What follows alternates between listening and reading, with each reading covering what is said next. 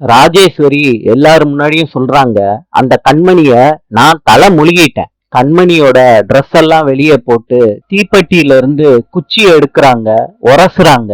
அப்ப அன்பு ஆட்டோல வந்து இறங்குறத ராஜேஸ்வரி பாத்துடுறாங்க. கண்மணியும் கூட இறங்கி வர்றாங்க, அன்பு கூட.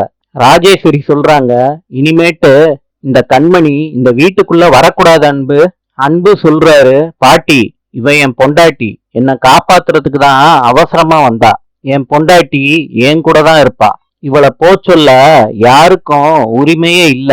அன்போட தம்பி கை தட்டி விசில் அடிக்கிறாரு அன்பு சொல்றத கேட்டு. வீட்டுல இருக்க பாதி பேரு அன்பு சொன்னதை கேட்டு சந்தோஷப்படுறாங்க, சில பேரு ரொம்ப கோபமாறாங்க. அன்பு கண்மணிய கூட்டிக்கிட்டு வீட்டுக்குள்ள போறாரு. நாளை சந்திப்போம்.